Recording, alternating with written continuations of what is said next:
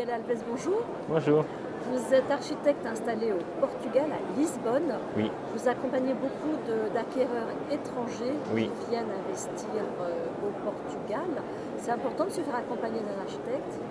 Oui, presque tous mes clients sont étrangers, francophones, des Américains. Donc, et je le conseille à tous mes clients et tous les autres qui sont potentiels, comme ici au salon, de toujours travailler soit avec un architecte, normalement moi, mais peut-être des autres, mais aussi avec les avocats pour bien entendre qu'est-ce qu'ils sont en train d'acheter, les possibilités. Donc ça, c'est très important à mon avis. Il y a des pièges à connaître? Oui, il faut voir qu'il y a beaucoup de règles, il y a les mairies, l'État portugais, donc il y a beaucoup de différentes entités qu'il faut consulter et voir. Et donc il y a beaucoup de difficultés qu'il faut passer donc, avec les gens qui sont compétents et qui savent bien comment le faire. Alors c'est quoi ces différentes étapes?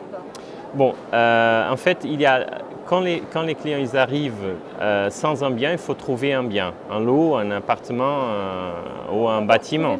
Oui, donc dans ce cas-là, il faut bien étudier le bien, donc le lot, etc., pour savoir qu'est-ce qui c'est possible à faire, qu'est-ce qu'on peut construire, quelles sont les contraintes de la mairie, des autres entités.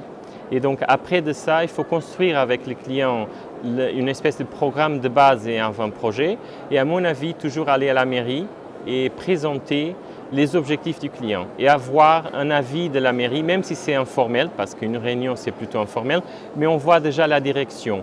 Et de là, on peut construire le vrai projet permis de construire et fait dans cette direction qui a été déjà plus ou moins validée par la mairie. Est-ce que ce formalisme fait que les projets prennent du temps à émerger? Ils prennent un peu du temps à émerger, mais même parce que moi, avec les clients, il faut bien le connaître, il faut bien comprendre comment ils vivent, comment il va utiliser la cuisine, les chambres, le séjour, mais aussi parce qu'il y a des règles et des différentes entités qu'il faut consulter. Donc les projets prennent un peu du temps, mais en même temps, il faut l'avoir pour connaître les clients et pour faire avancer dans les entités. Il y a plusieurs entités où il faut les consulter. Alors faire construire une maison au Portugal, ça coûte combien? Bon, ça dépend du type de finition et de la zone. Toutes les zones plus, qui ont beaucoup de recherche et beaucoup des clients qui veulent investir sont plus chères. Donc à Lisbonne, à Porto, à l'Algarve, le coût de construction a augmenté et c'est un peu plus cher. Par ailleurs, dans les zones un peu... Enveloppe moyenne? Bon, hormis le terrain, oui, évidemment. donc je dirais entre 1500 et 2000 euros le mètre carré, mais ça dépend beaucoup de l'objectif, du type de construction et des finitions, équipements que le client va choisir. Donc là, on a parlé des marchés les plus élevés, les plus recherchés. Oui. Dans le reste du Portugal? C'est beaucoup moins élevé. Ça peut être entre 800 euros, 1000 euros, 1200 euros. Donc ça, le coût descend beaucoup parce qu'il y a moins de gens à investir. Il y a beaucoup d'entreprises aussi qui veulent travailler et qui n'ont pas assez de travail. Donc à Lisbonne, il y a tellement de travail que les entreprises ils sont déjà occupés. Donc ils peuvent demander des prix plus élevés parce qu'ils savent qu'il y a des autres travaux déjà à réaliser. L'art de vivre au Portugal, celui que vous mettez en avant, c'est quoi? Pardon? L'art de vivre. L'art de vivre. Ça veut dire en quel sens? Lifestyle. Comment on vit? Donc, nous sommes très proches de la France. Ça, j'ai déjà compris parce que en fait, tous mes clients sont français, mais on a une façon un peu différente de vivre. Je pense que les Portugais, ils aiment beaucoup le soleil, la plage, le bon temps. On a l'habitude du bon temps.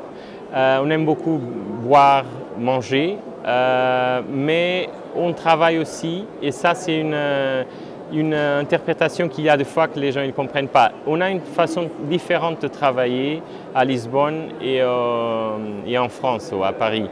Donc la façon de travailler, c'est on est un peu moins stressé. Les choses peuvent prendre un peu plus de temps, mais on arrive. On arrive. Et dernière question, les spécificités architecturales des maisons au Portugal? Bon, il y a deux choses. Une chose, c'est esthétique. Je pense qu'on a une esthétique un peu différente de la France, et c'est normal. On a une école d'architecture un petit peu différente. Et on travaille beaucoup l'architecture moderne, lisse. Il y a tous les types, bien sûr, mais c'est ça le type d'architecture un peu plus simple, les volumes blanches. Ici en France, vous voyez l'architecture d'une façon un peu différente. Avec vous aimez bien les matériaux, les différents matériaux, les textures.